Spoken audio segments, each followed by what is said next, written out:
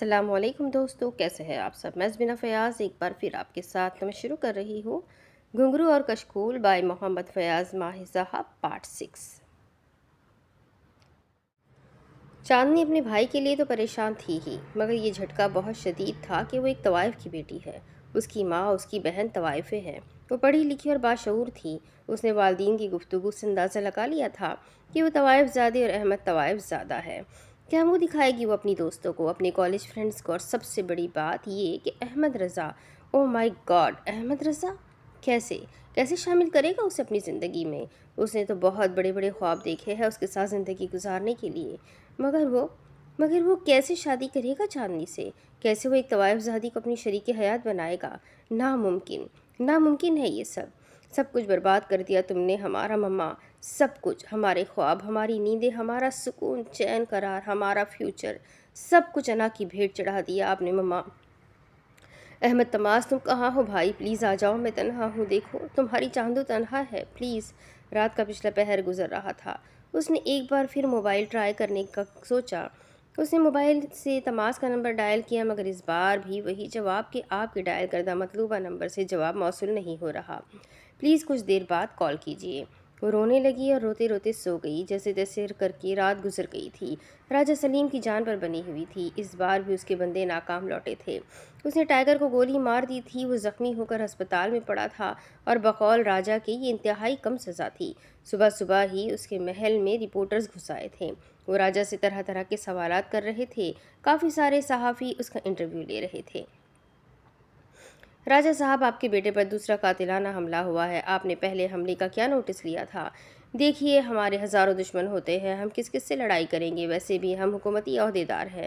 کسی کو قتل شتل اور دشمنی تو ہمیں زیب نہیں دیتی، کیونکہ حکومت کا کام تو عوام کی حفاظت اور دیکھ بھال ہے نا۔ راجہ نے مطمئن سے جواب دیا۔ راجہ صاحب، اگر خدا نخواستہ آپ کے بیٹے کو کچھ ہو جاتا تو آپ اندیکھے قاتلوں کے خلاف کیا کرتے؟ ایک اور چھپتا ہوا سوال راجہ کی پیشانی پر تیوری ڈال گیا، مگر پھر بھی راجہ نے صورتحال کو کنٹرول کیا، بلکہ اپنے غصے کو قابو کرتے ہوئے کہنا شروع کیا۔ میں سمجھتا ہوں کہ الیکشن نزدیک آ رہے ہیں۔ میری جان کے ساتھ ساتھ میری پوری فیملی کو بھی سیکیورٹی مسائل سے دوچار ہونا پڑ رہا ہے۔ اپوزیشن ایسی اوچھی حرکتوں سے باز ہی رہے تو بہتر ہے، ورنہ ہم بھی کوئی ایسا ہی کام کریں گے کہ اپوزیشن والے حیران رہ جائیں۔ ہم قتل وغیرہ پر یقین نہیں رکھتے۔ وہ مجھے میرے بچوں پر حملہ کر کے ڈرانا دھمکانا چاہتے ہیں، مگر میرا نام راجہ سلیم ہے۔ وقت کی نبض ہمارے ہاتھ میں ہے۔ وہ ابھی یہ باتیں ہی کر رہے تھے کہ کوٹھی کے مین گیٹ سے احمد تماس اور آکاش کے ساتھ احمد رضا بھی اندر داخل ہو رہے تھے۔ ایک جرنلسٹ کی نگاہ احمد تماس پر پڑی۔ وہ اس کی طرف لپکا۔ دیکھا دیکھی تمام رپورٹرز اس کی طرف ہو گئے تو آکاش نے آگے بڑھ کر انہیں روکا اور کہا، آپ کے تمام سوالوں کے جواب راجہ صاحب ابھی کے ابھی دیں گے، بس باری باری سکون سے سوال پوچھیے۔ شور شروع ہو گیا تھا۔ احمد تماس نے باپ کی طرف دیکھا تو مسکرا کر باہیں کھول کر کھڑے ہو گئے، جبکہ راجہ احمد تماس نے غصے سے منہ پھیر لیا۔ راجہ صاحب، کیا آپ حملہ آوروں کو پہچانتے ہیں؟ تماس نے باپ کی طرف گھور کر دیکھا تو راجہ سلیم کے چہرے کا رنگ اڑ گیا۔ میں بہت جلد پریس کانفرنس بلاؤں گا۔ اس میں آپ کے سامنے حملہ آوروں کو کان سے پکڑ کر پیش کروں گا، کیونکہ میں صرف انہیں پہچانتا ہی نہیں بلکہ اس طرح جانتا ہوں جیسے ایک باپ اپنے بیٹے کو جانتا ہے۔ احمد تماس کا جواب کیا تھا؟ ایٹم بم تھا جو راجہ سلیم کے سر پر پھٹا تھا۔ اب آپ لوگ جائیں پلیز، مجھے تنہا چھوڑ دیں، میں اپنے مہربان باپ سے ملنا چاہتا ہوں۔ وہ آگے بڑھا، جبکہ آکاش اور احمد رضا وہیں کھڑے رہے۔ اس نے آگے بڑھ کر گمسم کھڑے باپ کو گلے لگا لیا اور ان کے کان میں کہا، دوسری بار بھی ناکامی کا مطلب ہے ابھی میری اس گھر میں اور اس ملک کو ضرورت ہے۔ کیا مطلب؟ راجہ سلیم ہکلانے لگا۔ ارے پاپا جانیے، آپ کے ماتھے پر پسینہ، یہ لیجیے رومال، پسینہ صاف کیجیے، اور ہاں، اس بار میری جان بچانے والے مہربان سے تو مل لیجیے۔ وہ ابھی یہ باتیں ہی کر رہے تھے کہ تجلی بیگم اور چاندنی اندر سے آتی ہوئی دکھائی دی۔ چاندنی بھائی کو صحیح سلامت دیکھ کر بھاگتی ہوئی آئی اور بھائی کے گلے لگ کر رونے لگی۔ میں ٹھیک ہوں چاندو، تم میری فکر نہ کرنا، اللہ کی رحمت سے مجھے بچانے والے اس نے بہت سے لوگ پیدا کیے ہیں، احمد تماس نے کہا اور چاندنی کو خود سے علیحدہ کیا۔ اتنی دیر میں تجلی بیگم بھی قریب آ گئی تھی۔ انہوں نے بیٹے کو گلے لگا کر واجبی سا پیار کیا اور بولی، کہاں رہ گئے تھے بیٹا؟ تمہارے پاپا تمہارے لیے کافی پریشان تھے۔ اور آپ مما؟ تماس نے الٹا سوال کر دیا۔ میں تو ماں ہوں، میری پریشانی کی انتہا اور گنتی نہیں ہو سکتی، انہوں نے کہا تو چاندنی نے نفرت سے منہ پھیر لیا۔ ہاں تو ڈیڈی یعنی پاپا جانی، اس بار جس مہربان نے میری جان بچائی ہے ان سے ملیے، آئیے آکاش بھیا۔ اس نے آکاش کی طرف اشارہ کر کے بلایا، مگر آکاش کا نام تجلی بیگم پر بجلی بن کر گرا۔ یہ وہی آکاش تو ہے جس کی اسے تلاش ہے، یہ وہی تو ہے، تو یہاں سے بچ کر نہیں جا سکتا، یہاں سے بچ کر نہیں جانا چاہیے۔ تجلی بیگم نے دل ہی دل میں سوچا۔ وہ آکاش کو اپنی طرف بڑھتا ہوا دیکھ رہی تھی، وہ اندازہ لگا رہی تھی کہ چال ڈھال سے کوئی شریف آدمی نہیں لگتا۔ خیر جو ہوگا دیکھا جائے گا۔ اتنی دیر میں آکاش ان کے قریب آ گیا تو اس نے راجہ سلیم سے ہاتھ ملانے کے لیے اپنا دایاں ہاتھ آگے بڑھایا اور بولا، ملک آکاش۔ راجہ سلیم، راجہ نے بھی اپنا ہاتھ گرم جوشی سے آگے بڑھایا۔ تمہارا بہت بہت شکریہ بیٹا کہ تم نے میرے بیٹے کی جان بچائی ہے۔ میں تمہارا بے حد احسان مند ہوں۔ اگر تم کسی حملہ آور کو پکڑ کر مجھے دے دیتے تو میں اس کی ہڈیوں سے بھی اپوزیشن کی اس رکن کا نام اگلوا لیتا جس نے میرے بیٹے کو قتل کرنا چاہا ہے۔ لازمی نہیں کہ ہر غلط کام اپوزیشن ہی کرے، حکومت جتنے الٹے کام کرتی ہے اس سے زیادہ کوئی نہیں کرتا۔ اس روایت کو بدلنا بلکہ ختم ہونا چاہیے۔ راجہ صاحب، مجھے فی الحال جلدی ہے، آپ سے بہت جلد بہت طویل ملاقات ہوگی، اوکے بائے۔ وہ واپس جانے کے لیے مڑا تو چاندنی بول پڑی، شکریہ آکاش بھائی، میرے بھائی کی جان بچا کر آپ نے مجھ پر بہت بڑا احسان کیا ہے۔ اس نے مڑ کر دیکھا تو چاندنی آنکھوں میں آنسو لیے کھڑی تھی۔ گورا چٹا رنگ، لمبا قد اور حسین نقوش والی اس لڑکی نے اسے بھائی کہا تھا۔ اس نے آگے بڑھ کر چاندنی کے سر پر شفقت بھرا ہاتھ پھیرا اور بولا، زندگی میں پہلی بار کسی مہربان رشتے سے ناتا جڑا ہے، خوش رہو میری بہنا۔ یہ کہہ کر وہ چلا آیا تو چاندنی پھر بولی، پھر آؤ گے نا بھیا؟ آکاش نے مسکرا کر اس بات میں سر ہلا دیا۔ وہ احمد رضا کو ساتھ لے کر چلا آیا جبکہ رضا اور چاندنی کی آنکھیں چار ہو گئی تھی اور آکاش نے محسوس کر لیا تھا۔ اچھی لڑکی ہے، آکاش بولا۔ اچھی آکاش بھیا؟ صرف اچھی نہیں بلکہ بہت اچھی، احمد رضا پرجوش لہجے میں بولا تو وہ ہنس پڑا۔ وہ چلتے ہوئے گیٹ سے باہر نکل آئے۔ انہوں نے مڑ کر دیکھا تو وہ لوگ بھی اپنے اپنے کمروں میں جانے کے لیے اندر کی طرف جا رہے تھے، جبکہ راجہ سلیم سب سے پیچھے تھے۔ ان کی چال ڈھال ڈھیلی لگتی تھی۔ یا رضا یہ جو تماز کی امی ہے، یہ مجھے کچھ سمجھ نہیں آئی۔ ایک تو ہم نے اس کے بیٹے کی جان بچائی ہے اور دوسرا اسے گھر چھوڑنے آئے ہیں۔ انہوں نے شکریہ کہنا بھی گوارا نہیں کیا بلکہ تیوری چڑھا کر مجھے دیکھ رہی تھی۔ تم نے محسوس کیا یا مجھے ہی ایسا لگا؟ آکاش نے رضا کا ہاتھ پکڑتے ہوئے کہا۔ اس سے پہلے کہ رضا کوئی جواب دیتا، آکاش کا موبائل فون بول اٹھا۔ دوسری طرف سے جونیئر تھا۔ ہاں بھائی چھوٹے، کیسے ہو؟ جنرل صاحب اور شمع کیسی ہے؟ سب خیریت ہے آکاش بھائی، میں اپنے ٹھکانے پر پہنچ گیا ہوں۔ آپ کو وہاں نہ پا کر حیرت ہوئی، اس لیے فون کر دیا۔ ڈسٹرب تو نہیں کیا آپ کو؟ دوسری طرف سے جونیئر کی چہکی ہوئی آواز سنائی دی۔ ارے یار جونیئر، تو جانتا ہی ہے ماسی کے بعد آکاش ہمیشہ ڈسٹرب ہی رہے گا۔ وہ افسردہ لہجے میں بولا، اچھا تو فون بند کر، میں آ رہا ہوں۔ اس نے رابطہ ختم کر کے رضا کو بتایا کہ یہ میرا دوست ہے، اس کا نام جونیئر ہے۔ کراچی میں ہم اکٹھے ہی رہتے ہیں اور اب یہاں لاہور کی سیر کرنے آئے ہیں۔ میں پہلے آ گیا اور یہ اب بعد میں آیا ہے۔ کیا خیال ہے اب گھر چلے؟ اس نے ان کی طرف دیکھا۔ وہ بولا چلو۔ وہ ٹیکسی لے کر گھر پہنچے تو خیردین ان کا منتظر تھا۔ وہ ان کو اندر داخل ہوتا دیکھ کر جلدی سے بولا، کیا ہوا؟ سب کام ہماری پلاننگ کے مطابق ہو گیا ہے بابا۔ اب احمد تماس کو خود ہی پتہ چل جائے گا کہ اس ملک کی سیاست اپنوں کی قربانی مانگتی ہے اور سیاستدان اپنی ہاری ہوئی بازی جیتنے کے لیے وہ قربانی دینے سے دریغ نہیں کرتے، آکاش نے کہا اور اپنا بیگ سنبھال کر جانے لگا تو خیردین نے حیرانی سے کہا، کدھر جا رہے ہو؟ دشمن تمہاری طاق میں ہوگا، ابھی نہ جاؤ، کچھ دن تو رک جاؤ۔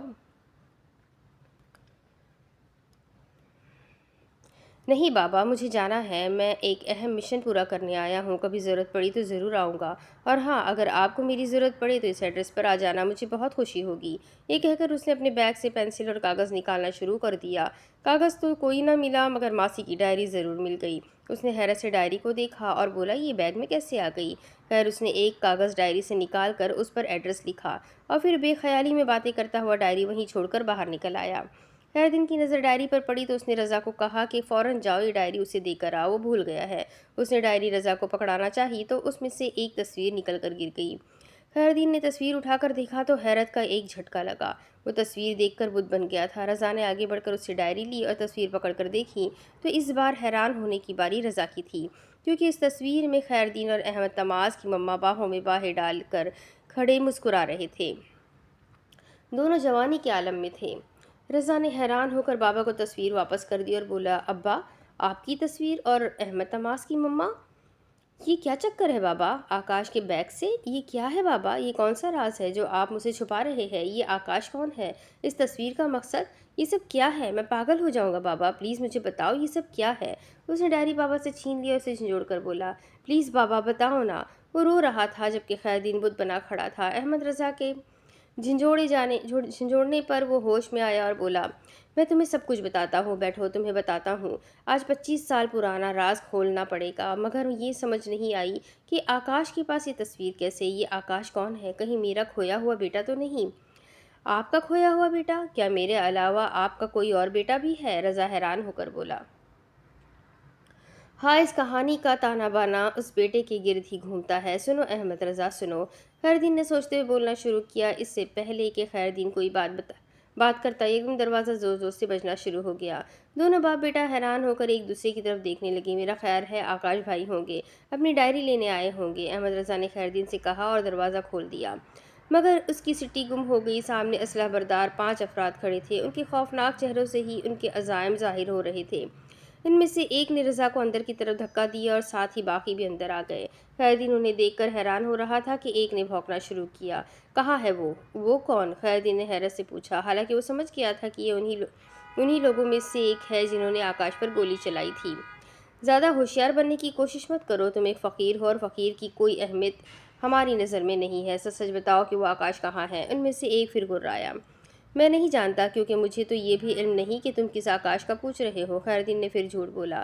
تو ایک نے آگے بڑھ کر احمد رضا کے سر پر گن کا بٹ مارا۔ وہ وہیں تڑپ کر گرا اور بے ہوش ہو گیا۔ خیردین آگے بڑھا تو انہوں نے اسے بھی دھکا دے کر گرا دیا اور ایک بولا، شام تک اگر اس کا پتہ نہ بتایا تو تمہارے بیٹے کو موت کے گھاٹ اتار دیں گے، سمجھے؟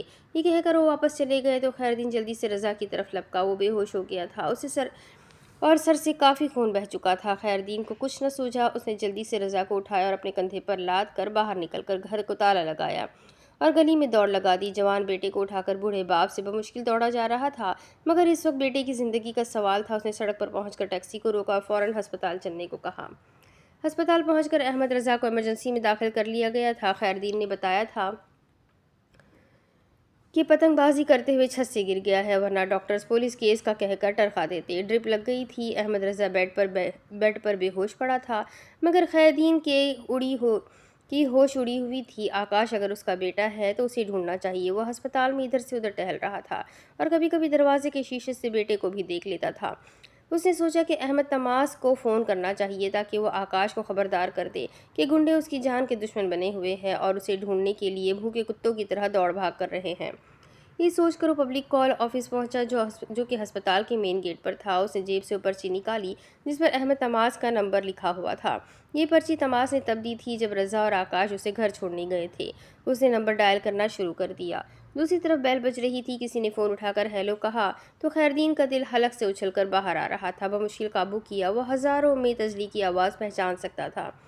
ہیلو ہیلو، اگر بات ہی نہیں کرنی ہوتی تو کیوں فون کرتے ہو؟ میرا ٹائم بہت قیمتی ہے، خیردین نے ڈرتے ڈرتے کہا۔ ہیلو۔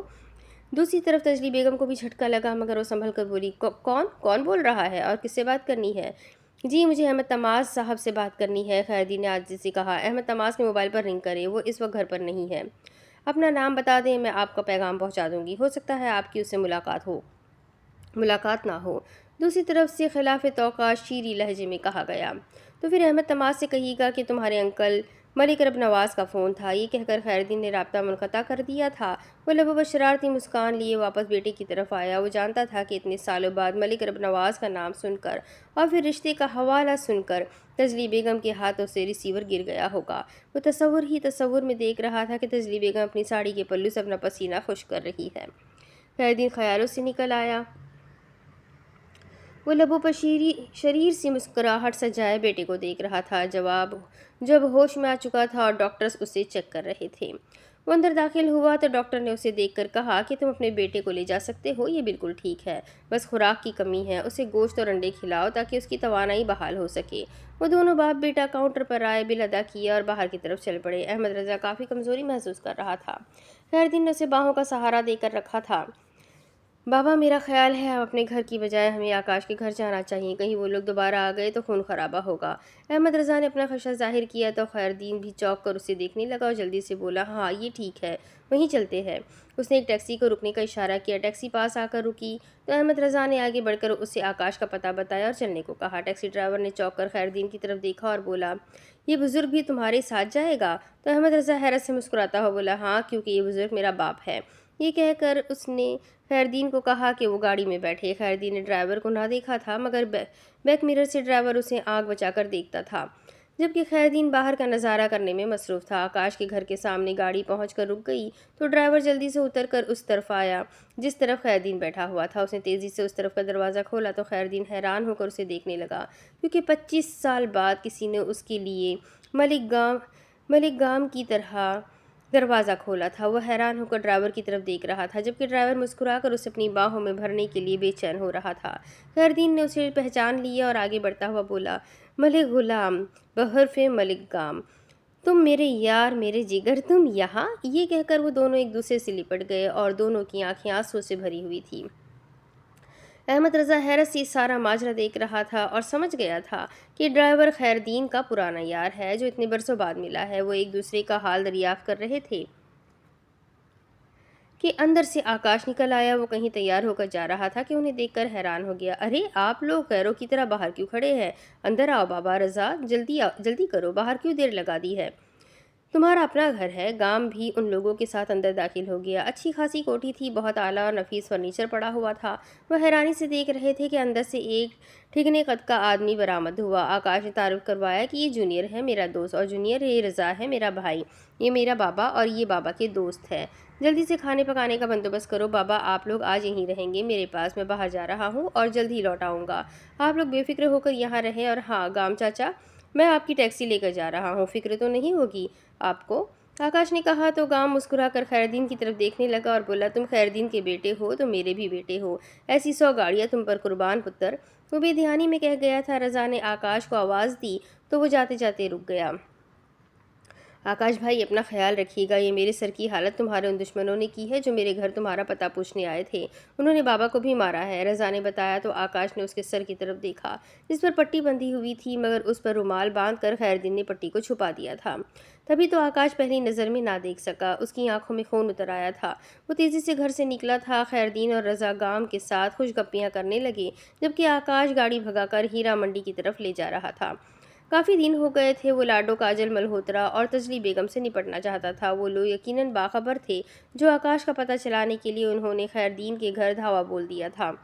آج اس کے مخبر نے خبر دی تھی کہ کاجل اور لاڈو ایک ہوٹل کے کمرہ نمبر 109 میں رہ رہی ہے اور میڈم تجلی نے انہیں آکاش کے خوف سے وہاں چھپا رکھا ہے۔ وہ سیدھا ہوٹل کی پارکنگ میں پہنچا۔ ٹیکسی کھڑی کرنے کے بعد وہ باوقار انداز میں چلتا ہوا اپنے کوٹ کی جیبیں تھپتھپاتا اندر داخل ہوا تو ریسٹورنٹ میں رش نہ ہونے کے برابر تھا۔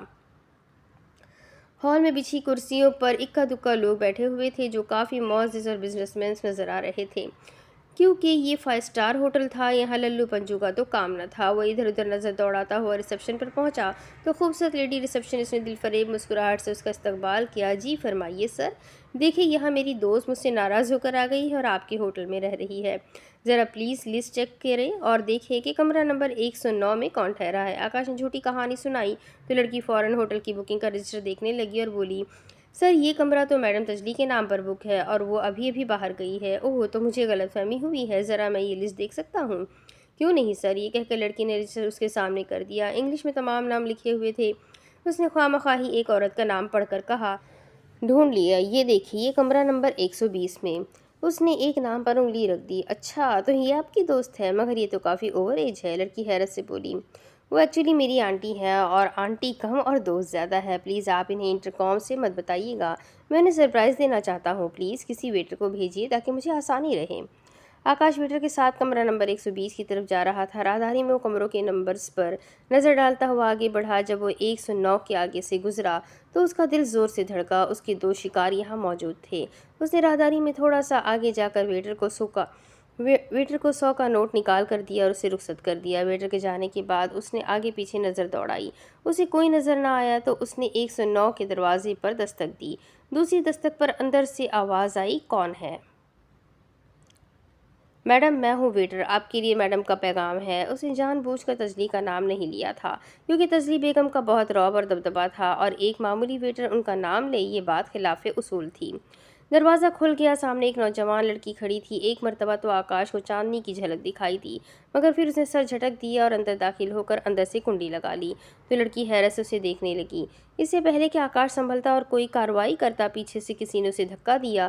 وہ منہ کے بل سامنے گر گیا اور تیزی سے پلٹا تو سامنے ایک مرد تھا۔ مرد ہاتھ میں پستل لیے کھڑا مسکرا رہا تھا۔ ویلکم مسٹر آکاش، اس نے کہا تو آکاش کے ہوش اڑ گئے۔ وہ اپنے حواس پر قابو پاتا ہوا بولا، آپ کو کوئی بہت بڑی غلط فہمی ہوئی ہے، میں تو ویٹر ہوں اور کاجل میڈم کو میڈم کا پیغام دینے آیا ہوں۔ یہ آکاش کون ہے؟ میں نہیں جانتا۔ اور سر پر پستل، پلیز سر اسے جیب میں ڈال لیں، مجھے ان سے بہت ڈر لگتا ہے۔ صاحب پلیز، وہ بچوں کی طرح کرنے لگا جیسے اس نے کبھی پستل نہ دیکھا ہو، بس سنا ہو کہ اس سے گولی چلتی ہے۔ اپنے ہاتھ اوپر اٹھا لو مسٹر آکاش، کیونکہ میرے ساتھ ایکٹنگ کا شوق تمہیں مہنگا پڑے گا۔ میرا نام ملہوترا ہے، ملہوترا۔ انڈیا میں مجھے اکھا انڈیا کالی موت کے نام سے یاد کرتا ہے۔ یہ کہہ کر اس نے فائر کر دیا۔ گولی آکاش کی ٹانگ میں لگی، وہ ادھر سے کر رہ کر بیٹھ گیا اور گھسیٹتا ہوا کمرے کی نکڑ میں چلا گیا۔ تو لڑکی بول پڑی، تمہارا تو بہت دنوں سے انتظار تھا ہمیں آکاش، تمہاری تصویریں ہمارے پاس موجود ہیں، ہم تمہیں پہچاننے میں کوئی غلطی نہیں کر سکتے۔ ملہوترا، اسے گولی مار کر ختم کر دو اور مما کے آنے تک اس کی لاش تحفے میں دینے کے لیے سنبھال رکھنا۔ اس سے پہلے کہ ملہوترا دوسری گولی چلاتا، کمرے کی ایک سائیڈ سے باتھ روم کا دروازہ کھلا اور اندر سے نکلنے والی عورت، جو یقیناً نہا کر نکلی تھی، اس کے سر پر تولیہ لپٹا ہوا تھا، وہ ملہوترا اور آکاش کے درمیان آ گئی۔ اسی اثنا میں ٹریگر دبا اور گولی عورت کے سینے میں گھس گئی۔ لاڈو، لاڈو! مگر لاڈو نے لڑکی کی آواز نہ سنی۔ وہ دنیا و مافیہا سے بے خبر اگلی دنیا میں پہنچ گئی تھی۔ یہ موقع آکاش کے لیے بہت تھا۔ اس سے پہلے کہ ملہوترا سنبھلتا اور تیسرا فائر کرتا، آکاش کے ریوالور نے شعلے اگلے، پستل اس کے ہاتھ سے نکل کر دور جا گرا تھا اور ملہوترا کے ہاتھ سے خون کے فوارے نکل کر قالین کو مزید سرخ کر رہے تھے۔ لڑکی اور ملہوترا حیران تھے۔ ملہوترا نے صوفے کے پیچھے چھلانگ لگائی اور پستل پکڑنے کی کوشش کی، مگر اتنی دیر میں آکاش نے لڑکی کو یرغمال بنا لیا تھا۔ اس نے ریوالور اس کی کن پٹی پر رکھ کر ملہوترا کو باہر نکلنے کے لیے کہا، مگر ملہوترا کی طرف سے اندھا فائر ہوا جو سامنے دیوار میں جا لگا۔ دیکھو ملہوترا، یہ لڑکی میری گرفت میں ہے۔ مرنے والی کو اس نے لاڈو کہہ کر پکارا تھا اور ظاہر ہے کہ یہ کاجل ہے، کیونکہ اس نے میڈم کو بھی اپنی مما کہا ہے۔ تم میری تصویریں جیبوں میں لے کر گھومتے ہو، مگر میرا نام آکاش ہے۔ میں تمہارا مکمل بائیو ڈیٹا دماغ میں لے کر گھر سے نکلا ہوں۔ میں 3 تک نہیں گنوں گا کیونکہ میرے پاس وقت نہیں ہے اور تمہارے پستل کے فائروں کی آواز سن کر ہوٹل انتظامیہ بھی آتی ہوگی۔ اگر تم ابھی باہر نہ نکلے تو میں اس لڑکی کو کھڑکی سے باہر پھینک دوں گا اور مجھے ذرہ برابر بھی دکھ نہ ہوگا۔ جلدی کرو۔ ملہوترا باہر نکل آیا۔ میں مرنا نہیں چاہتی، مجھے بلندی سے خوف آتا ہے، پلیز ملہوترا، کاجل چلا اٹھی۔ تو صوفے کے پیچھے سے ملہوترا کے ہاتھ بلند ہوئے اور پھر وہ آہستہ آہستہ اٹھتا ہوا صوفے کے پیچھے کھڑا ہو گیا۔ تو آکاش بولا، گڈ ملہوترا، تم نے گولی کھا کر مرنے سے اپنے آپ کو بچا لیا۔ تو تمہیں بہت شوق ہے اس ملک کی جوان اور خوبصورت عورتوں کی عزت سے کھیلنے کا، انہیں اپنی جھوٹی محبت کے جال میں پھنسا کر، شادی کا ڈرامہ رچا کر، پھر ہنی مون کا بہانہ بنا کر انہیں انڈیا لے جا کر ان طوائفوں کے ہاتھوں میں بیچ دیتے ہو جو گوشت کا دھندا کرتی ہیں، انسانی گوشت، اور وہ بھی زندہ گوشت۔ اتنے جرم ملہوترا، تم نے کیسے سوچ لیا کہ یہاں کوئی غیرت مند نہیں ہے؟ یہ بے غیرت عورت تو تمہارے ہی ہاتھوں انجام کو پہنچ چکی ہے، اب تمہاری باری ہے۔ اور پھر اس چکنی کاجل کی، جو اس مکروہ کام میں تمہاری شریک جرم ہے۔ حیران ہوں میں ایک عورت دوسری عورت کی عزت کا سودا کیسے کر سکتی ہے؟ مگر تم طوائف زادی ہو، تمہارے لیے کاروبار ہے اور میرے لیے جرم ہے، لہٰذا آکاش کی عدالت تمہیں سزائے موت سناتی ہے۔ یہ کہہ کر اس نے ملہوترا کے سینے میں 2 گولیاں اتار دی۔ وہ آہ کی آواز نکالتا ہوا صوفے پر ڈھیر ہو گیا تھا۔ کاجل کی چیخ نکل گئی۔ اس نے کاجل کو دھکا دے کر سامنے فرش پر گرایا، یہاں تبیز قالین نے اسے کوئی چوٹ نہ لگنے دی۔ وہ نیچے گر گئی اور آکاش کے پاؤں پکڑ لیے۔ مجھے معاف کر دو آکاش، پلیز مجھے معاف کر دو، پلیز، تمہیں تمہاری ماں کا واسطہ، پلیز آکاش بھائی، مجھے پلیز چھوڑ دو۔ میں آئندہ ایسا کوئی کام نہیں کروں گی، میں وعدہ کرتی ہوں۔ یہ تو مما نے کیا ہے، ان کا قصور ہے، میں نے کچھ نہیں کیا، پلیز آکاش بھائی، پلیز۔ وہ ہذیانی انداز میں رو رہی تھی۔ آکاش نے نیچے جھک کر اسے بالوں سے پکڑ کر اٹھایا اور وہ چیختی ہوئی اٹھ کھڑی ہوئی۔ اپنی ماں کو میں نے نہیں دیکھا، لہٰذا اس کا واسطہ مت دینا، اور مجھے بھائی بھی مت کہنا، کیونکہ ایک طوائف میری بہن نہیں ہو سکتی۔ اگر ہوتی بھی تو خدا کی قسم اسے آگ میں زندہ جلا دیتا۔ مجھے بھائی مت کہو، یہ کہہ کر اس نے ایک تھپڑ اس کے رخسار پر رسید کر دیا۔ تھپڑ اتنا شدید تھا کہ انگلیوں کے نشان اس کے گال پر پڑ گئے۔ وہ رونے لگی اور دہشت زدہ ہو کر آکاش کی طرف دیکھنے لگی۔ اب تمہاری سزا یہ ہے کہ خود ہی اس کھڑکی سے باہر کود جاؤ۔ میں عورتوں پر ظلم نہیں کرتا، میرا وقت بہت قیمتی ہے، ابھی تمہاری اس گزشتہ ماہ سے بھی حساب کتاب کرنا ہے، جلدی کرو اس سے پہلے کہ پولیس آ جائے، جلدی، ہری اپ، کم آن، کویک اپ۔ اس نے روتی اور ڈری ہوئی کاجل کو بالوں سے پکڑ کر گھسیٹا اور کھڑکی کے پاس لے جا کر چیختی چلاتی کاجل کو کھڑکی سے باہر پھینک دیا۔ وہ نیچے آ کر ابھی گری نہ تھی کہ ایک کار آ کر رکی۔ اس میں سے میڈم تجلی نکل کر ابھی پاس ہی کھڑی ہوئی تھی کہ دھپ سے کاجل کار کی چھت پر گر گئی۔ میڈم کی چیخ نکل گئی۔ کاجل نے لمبی لمبی سانسیں لیں مگر مزید مہلت نہ تھی، کیونکہ ہوٹل کی 8ویں منزل سے نیچے دیکھتے ہی روح فنا ہو جاتی تھی۔ بھلا زندگی کیسے مہلت دیتی کہ وہ جو اوپر سے گری تھی 2 4 باتیں کر لیتی۔ میڈم دہشت زدہ انداز میں اپنی بیٹی کی لاش دیکھ رہی تھی۔ اسے سکتہ ہو گیا تھا، وہ دل پکڑ کر وہیں گر گئی۔ ارد گرد لوگ اکٹھے ہو گئے تھے اور طرح طرح کی بولیاں بول رہے تھے۔ اس سے پہلے کہ پولیس وہاں آتی، آکاش نے جیب سے رومال نکال کر اپنی ٹانگ پر کس کر باندھا۔ وہ حتی الوسع کوشش کر رہا تھا کہ لنگڑا کر نہ چلے۔ وہ تیزی سے سیڑھیاں اتر رہا تھا جبکہ ہوٹل میں نفسا نفسی کا عالم تھا۔ ہر کوئی ادھر ادھر بھاگ رہا تھا۔ ہال میں داخل ہونے کے بعد آکاش بھی رش میں شامل ہو گیا۔ لوگ تجلی کی گاڑی کے ارد گرد جمع تھے جبکہ تجلی بیگم بے ہوش تھی۔ وہ جلدی سے اپنی ٹیکسی میں بیٹھا اور اسے بھگاتا ہوا لے گیا۔ یہی ایک بات اس کے حق میں جاتی تھی کہ اس ملک میں کتنا بھی بڑا سانحہ ہو جائے، پولیس ہمیشہ دیر سے آتی ہے۔ وہ بآسانی نکل گیا تھا۔ اس نے گھر جا کر گاڑی گیراج میں کھڑی کر کے جلدی سے باہر نکلنا چاہا تو خیردین اور رضا پر نظر پڑی جو لان میں بیٹھے کسی بات پر ہنس رہے تھے۔ وہ مسکراتا ہوا ان کے پاس آیا اور ایک کرسی پر بیٹھ گیا اور جونیئر کو آواز دی۔ جونیئر کے آنے پر اس نے کہا کہ ایک خنجر اور گولی نکالنے کا سامان لے کر فوراً آ جاؤ۔ جونیئر واپس مڑ گیا۔ گولی؟ کس کی گولی نکالنی ہے؟ کیا بات ہے بیٹا، مجھے بتاؤ۔ خیردین کے چہرے پر فکر کی پرچھائیاں رقص کرنے لگی تو آکاش مسکرا پڑا۔ آکاش بھائی، کیا ہوا؟ آپ کہاں سے آ رہے ہیں اور یہ گولی کا کیا چکر ہے؟ رضا نے بھی پوچھا تو اس نے مسکرا کر جواب دیا، میں کراچی سے ایک اہم کام مکمل کرنے کے لیے آیا ہوں۔ اس کام میں میری جان بھی جا سکتی ہے۔ آج اس کام کا آخر ہو جانا تھا مگر میڈم وہ کر رہ گیا۔ اندر کی طرف سے جونیئر ملک گام کے ساتھ آتا ہوا دکھائی دیا۔ آکاش نے آنکھیں بند کر لی۔ جلدی کرو جونیئر، اس نے کہا تو جونیئر کے ہاتھ مشینی انداز میں چلنے لگے۔ گام نے بھی اس کی مدد کی۔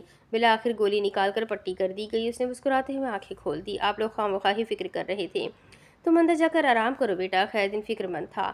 کوئی بات نہیں، آپ لوگ اپنی باتیں کریں، میں یہاں آپ کے ساتھ بیٹھنا چاہتا ہوں۔ اور ہاں بابا، میں جب آپ کے گھر میں ڈائری سے کاغذ نکال کر لکھ رہا تھا، مجھے لگتا ہے وہ ڈائری وہیں رہ گئی ہے۔ اسے سنبھال کر رکھیے گا، وہ میری امانت ہے آپ کے پاس اور میرے پاس میری ماسی کی امانت ہے۔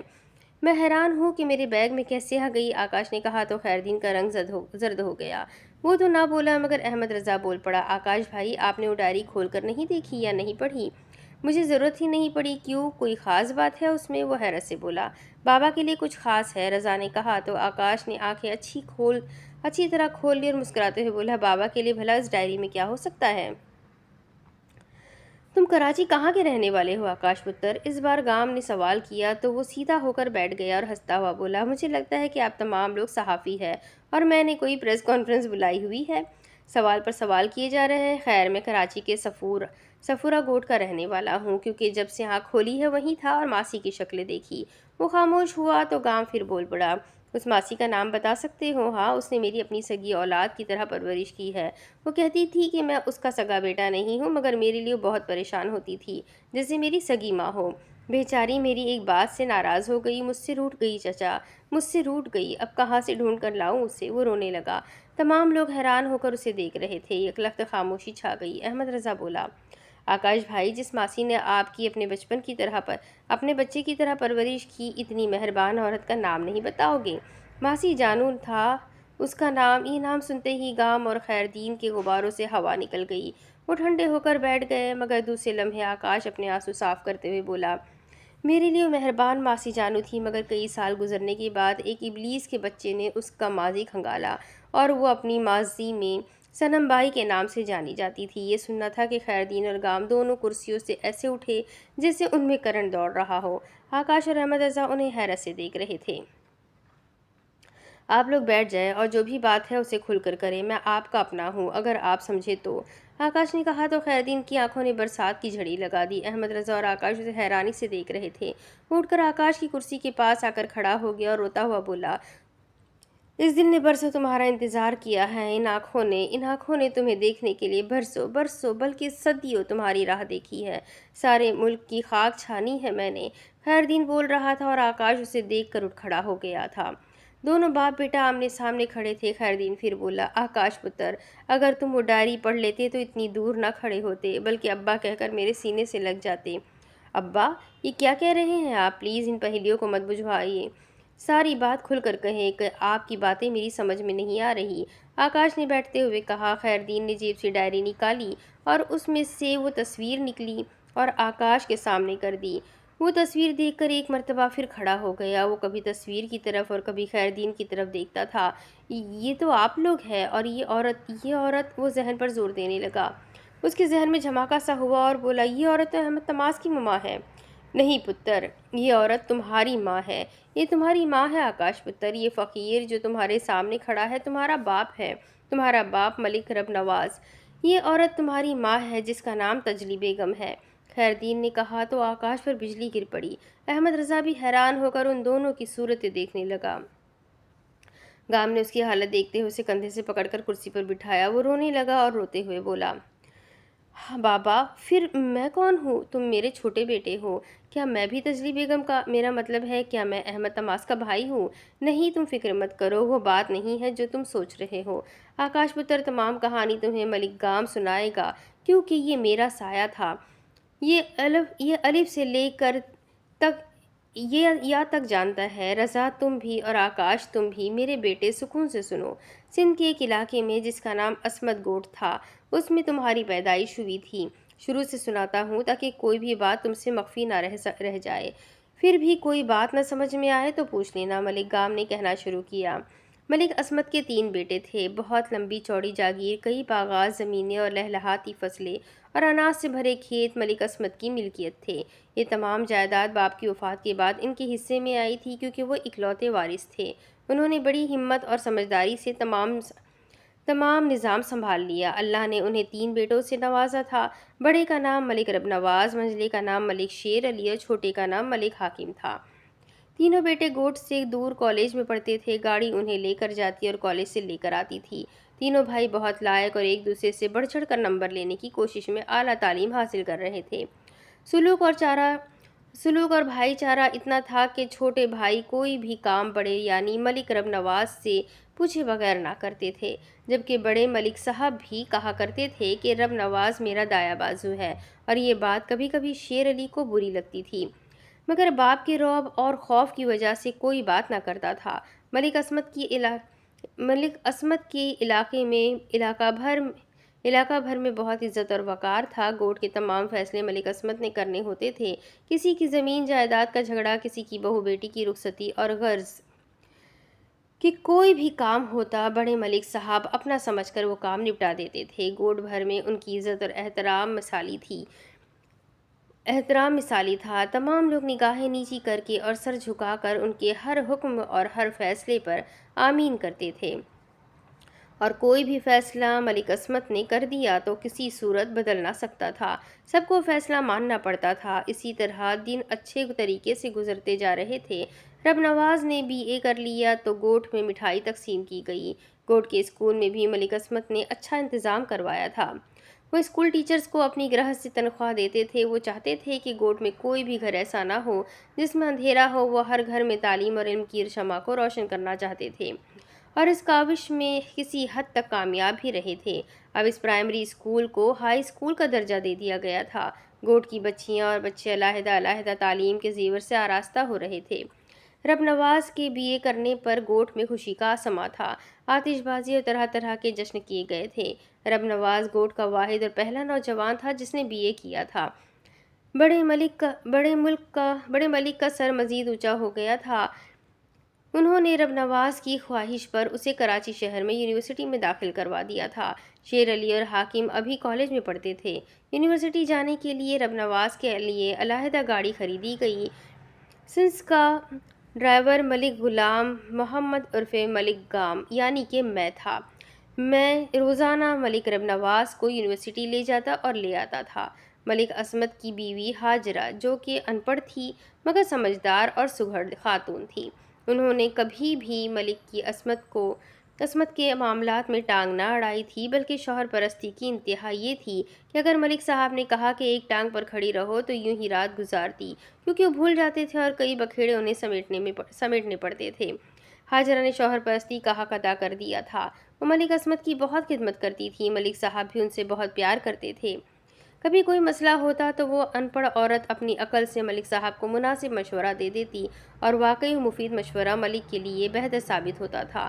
انہوں نے ایک دو مرتبہ دبے دبے الفاظ میں کہا تھا کہ BA کے بعد رب نواز کو جاگیر کا نظام سنبھالنا چاہیے، مگر ملک عصمت نے ان کی بات جھٹلا دی اور بولے کہ بچے کیا سوچیں گے کہ باپ خود تو پڑھا لکھا نہ تھا، ہمیں بھی اپنے جیسا گنوار رہنے دیا، پڑھنے دے ہاجرہ، کام کاج کے لیے بہتر لوگ موجود ہیں جو اچھا کام کر رہے ہیں، تو بچوں کو تعلیم حاصل کرنے دیں۔ وہ بیچاری عورت گونگوں بہروں کی طرح زندگی گزارنے لگی۔ وہ بچوں کو دیکھ کر بہت خوش ہوتی تھی۔ تینوں بیٹے انہیں سلام کرنے کے بعد پڑھنے جاتے تھے۔ ملک رب نواز اپنی کلاس میں سے نکلا تو دروازے میں کسی سے ٹکرا گیا، سامنے والے کے ہاتھ سے کتابیں چھوٹ کر نیچے گر گئی۔ رب نواز نے آنکھیں کھول کر دیکھا تو سامنے حسین و جمیل پری پی کر چہرہ، آنکھوں میں آنسو لیے کھڑا تھا۔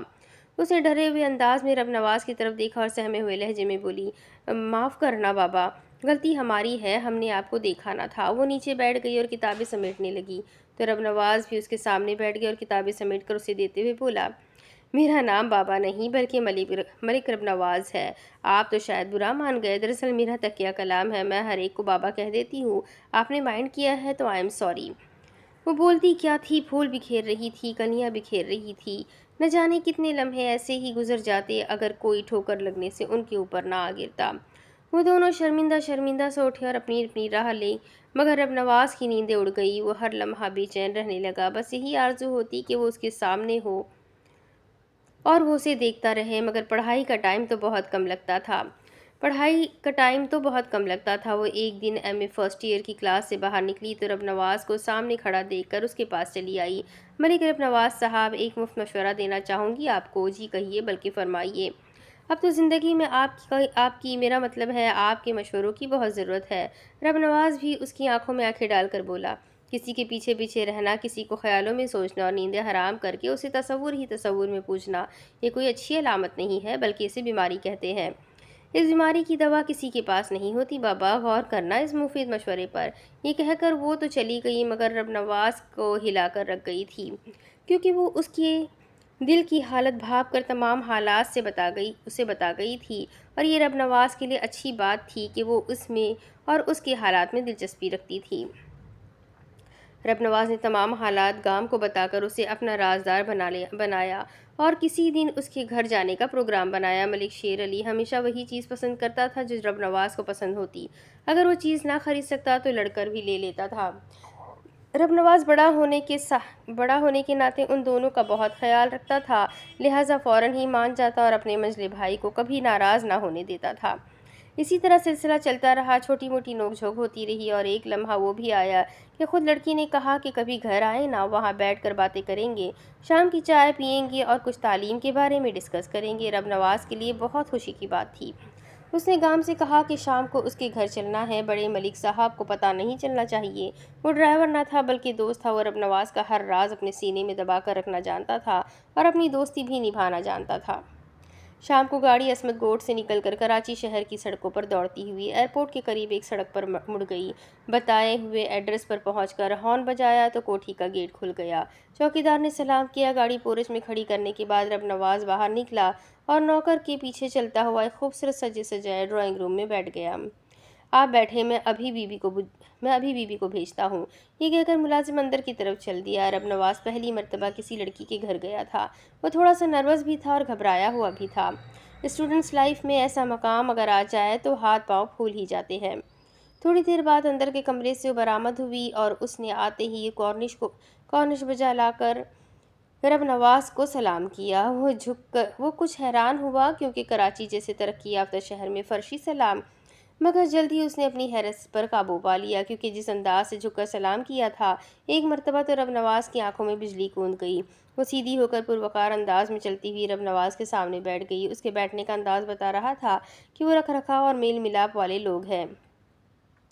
اس نے ملک رب نواز کی پریشانی بھاپتے ہوئے کہنا شروع کیا، بلکہ ہونٹوں کے گلاب کو حرکت دے کر پتیاں بکھیرنا شروع کی۔ رب نواز صاحب، شکریہ کہ آپ میرے کہنے پر یہاں آئے۔ کیا لیں گے آپ کو؟ رب نواز کی بات ابھی پوری نہ ہوئی تھی کہ وہ کھلکھلا کر ہنس پڑی اور ہنستی ہوئی بولی، میرے علاوہ کوئی کھانے پینے کی بات کر رہی ہوں۔ وہ پھر ہنس پڑی۔ ایکچولی میں یہ کہنا چاہتا تھا کہ آپ کو خواہ زحمت ہوگی۔ رب نواز شرمندہ ہو کر بولا، کوئی بات نہیں ملک صاحب، اب آپ نے اس غریب خانے کو رونق بخش ہی دی ہے تو ہماری خواہش ہے کہ کچھ پیا جائے۔ فرید 2 کولڈ ڈرنک لے کر آؤ، اور ہاں، باہر گاڑی میں جو ملک صاحب کا ڈرائیور ہے اسے بھی پانی پلاؤ اور عزت سے بٹھاؤ۔ اس نے ملازم کو آواز دے کر کہا۔ ملازم بات سن کر چلا گیا۔ اندر سے ایک عورت برآمد ہوئی جو قد کاٹ میں لمبی تھی، خوبصورت اور گوری چٹی تھی، شکل اور نین نقش بالکل لڑکی جیسے تھے۔ اس نے آتے ہی کہا، کیا ہو رہا ہے بیٹا، اپنے مہمان کا تعارف نہیں کرواؤ گی؟ اس نے بیٹی کی طرف دیکھ کر کہا اور رب نواز کا جائزہ لینا شروع کر دیا۔ مما، یہ میرے کلاس فیلو ہیں ملک رب نواز، یہ عصمت گوٹ کے ملک عصمت کے بڑے صاحبزادے ہیں، کافی اچھے آدمی ہیں۔ اور ملک صاحب، یہ میری مما ہے زہرا۔ رب نواز نے سر کے اشارے سے سلام کیا۔ انہوں نے بھی مسکرا کر جواب دیا اور بولی، تجلی بیٹی، تم مہمان کے ساتھ بیٹھ کر باتیں کرو، میں ذرا بازار جا رہی ہوں۔ اوکے مما، تجلی نے کہا۔ وہ باہر چلی گئی تو رب نواز نے کہا، آپ کا نام تجلی ہے؟ آپ نے کبھی بتایا ہی نہیں، آپ نے کبھی پوچھا ہی نہیں۔ اس نے کہا تو دونوں مسکرا پڑے۔ اتنی دیر میں ملازم کولڈ ڈرنک لے کر آ گیا۔ اس نے ایک گلاس تجلی کے سامنے اور ایک گلاس رب نواز کے سامنے رکھ دیا اور باہر چلا گیا۔ اب آپ کو گھر کا پتہ چل گیا ہے، کبھی کبھار آتے رہیے گا، آپ کا ہی گھر ہے۔ اس گھر میں میری مما اور میری دوست صنم رہتی ہے، بس ہم کل 3 افراد ہیں اس گھر میں۔ اور آپ اپنی فیملی کا تعارف کروانا چاہیں گے رب نواز؟ اس نے پہلی بار رب نواز کو اس کے نام سے پکارا تھا۔ وہ کھنکار کر بولا، میرے بابا، میری ماں اور ہم 3 بھائی ہیں۔ عصمت گوٹ میں ہمارا چھوٹا سا غریب خانہ ہے، زمینیں جاگیریں اور دولت گھر کی لونڈیاں ہیں، کبھی آپ بھی آئیے نا۔ رب نواز نے اپنا بھی مختصر سا تعارف کروا دیا۔ وہ پھر بولی، میرا خیال ہے یہ ہم دونوں کے درمیان ایک دیوار ہے جو تکلف پیدا کر رہی ہے۔ وہ دیوار ہے آپ نہیں، بلکہ لفظ آپ۔ کیوں نہ ہم ایک دوسرے کو آپ کہنے کی بجائے تم کہیں؟ اس نے رب نواز کی آنکھوں میں جھانک کر دیکھا تو اس کا دل ہل کر رہ گیا۔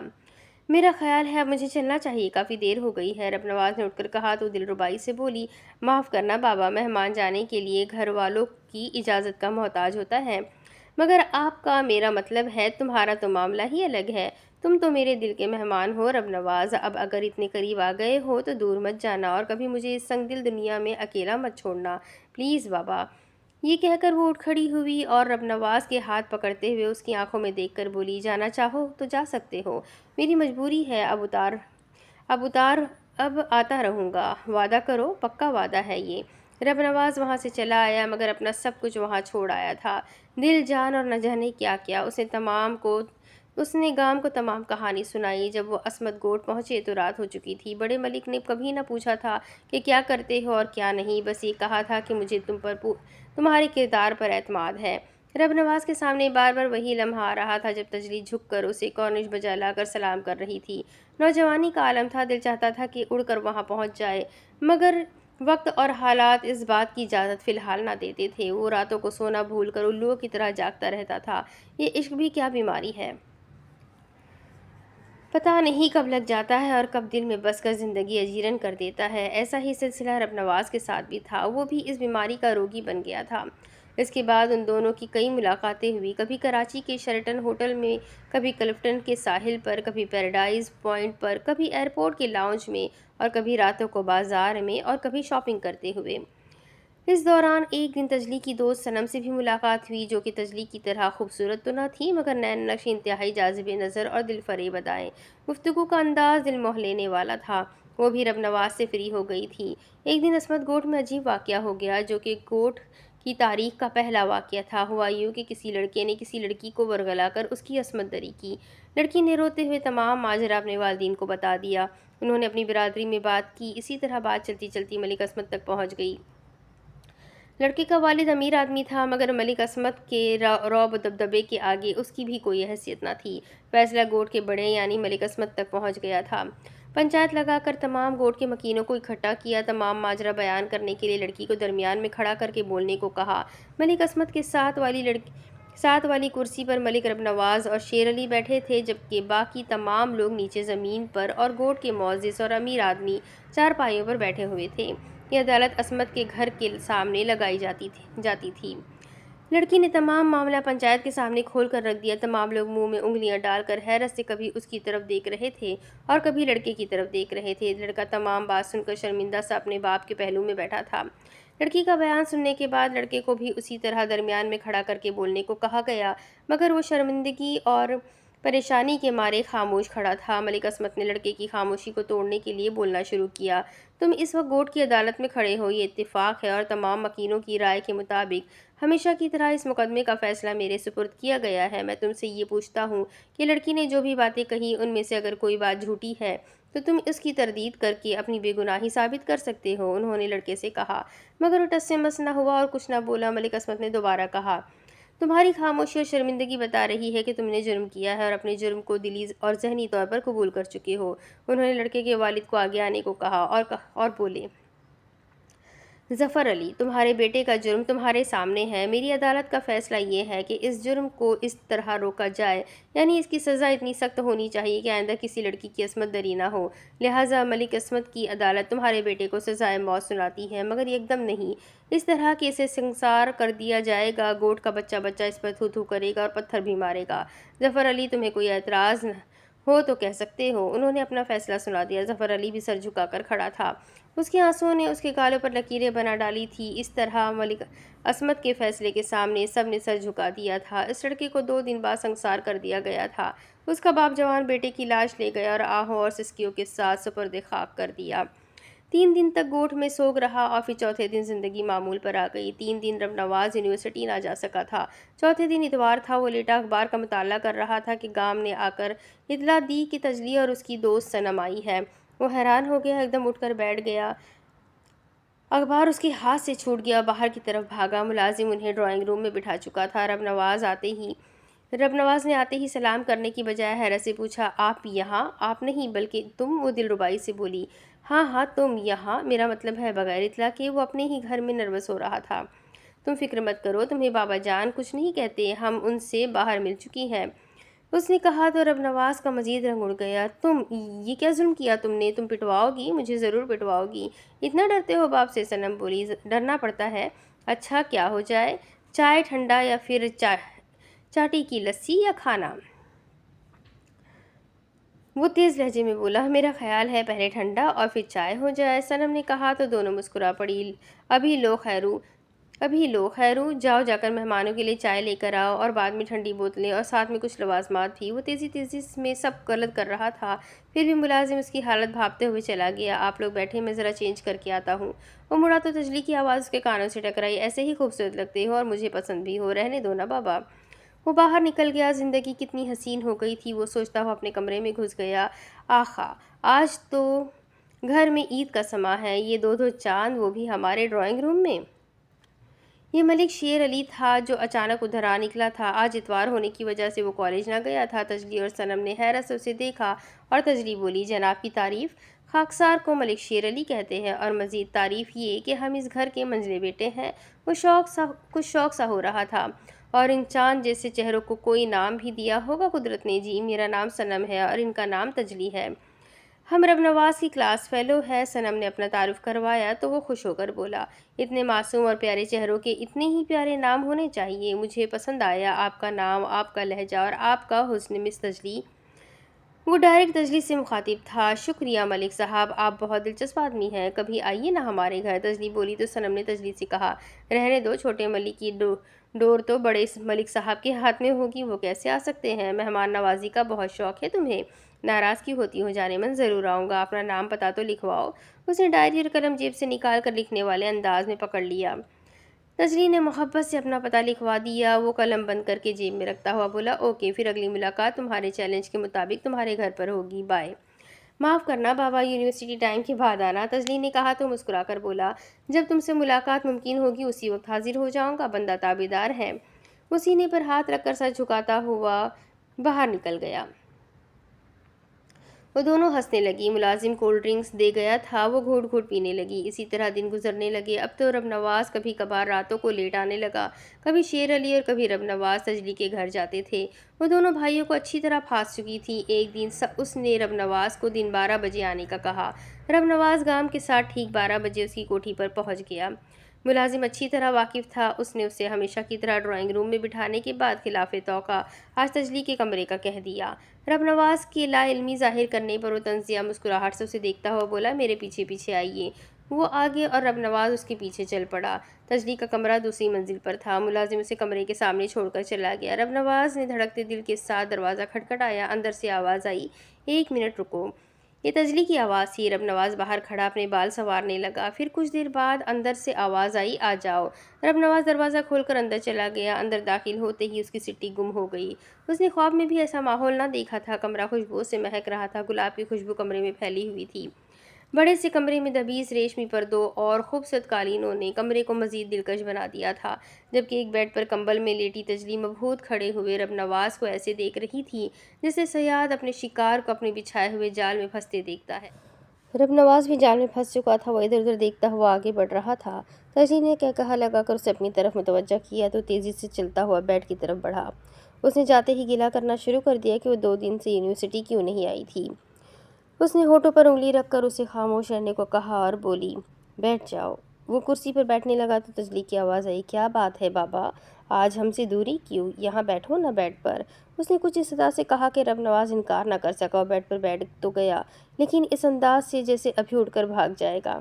تجلی نے آگے بڑھ کر اسے بازو سے پکڑ کر کھینچا اور اس کے اوپر کمبل سمیت گر گئی اور زلفوں کی چھاؤں میں اسے اپنی سانسوں کی گرمی سے گرمانے لگی۔ رب نواز حیرت سے دیکھ رہا تھا۔ وہ اپنی دھڑکن پر قابو پانا چاہتا تھا مگر دل و دماغ نے کام کرنا چھوڑ دیا تھا۔ تجلی ایک دم اٹھی اور سیدھی ہو کر بیٹھ گئی۔ رب نواز بھی سیدھا ہو گیا مگر دل ایسے دھڑک رہا تھا کہ ابھی سینے سے نکل کر باہر آ جائے گا۔ وہ دل ربائی سے بولی، اپنے جوتے اتار کر ریلیکس ہو کر بیٹھو نا، یہ میرا کمرہ ہے، یہاں میری اجازت کے بغیر کوئی نہیں آئے گا۔ رب نواز نے جلدی جلدی جوتے اتار دیے۔ وہ بیڈ پر سیدھا ہو کر بیٹھ گیا تو تجلی نے اس کے بالوں میں اپنی نرم نرم اور نازک انگلیوں سے کنگھی کرنا شروع کر دی۔ رب نواز بھی نوجوان تھا اور پھر خوبصورت لڑکی کے ساتھ کمرے میں تنہائی بھی میسر تھی۔ اس کا دل اور جذبات کنٹرول سے باہر ہو رہے تھے مگر پھر بھی ایک شرم، ایک جھجک تھی جو اسے خود کو قابو رکھنے میں مجبور کر رہی تھی۔ تجلی نے اسے گھسیٹ کر کمبل میں چھپا لیا اور بولی، کیوں رب نواز، مجھ سے دور کیوں بھاگ رہے ہو؟ میرے دل میں محبت کی آگ جلا کر مجھے اس آگ میں جلتا چھوڑ رہے ہو؟ سلگنے کے لیے؟ کیوں رب نواز، کیوں؟ وہ اس پر گری ہوئی تھی اور تبھی رب نواز کو احساس ہوا کہ بالکل برہنہ حالت میں ہے۔ جذبات کی شدت میں رب نواز بھی اندھا ہو گیا تھا۔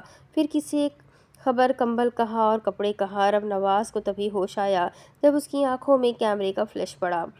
اس نے گھبرا کر اپنے پیچھے دیکھا تو تجلی کی ممی اور ایک باوردی کانسٹیبل ہاتھ میں کیمرہ لیے کھڑے تھے اور ممی مسکرا رہی تھی۔ وہ زہریلی آواز میں بولی، بہت شکریہ تجلی۔ یہ کہہ کر تجلی کو اٹھ جانے کا اشارہ کیا۔ مسکراتی ہوئی کمبل سمیت اٹھ کر کمرے کے ایک طرف کھڑی ہو گئی جبکہ رب نواز اسی حالت میں شرمسار اور گھبرایا ہوا پڑا رہا۔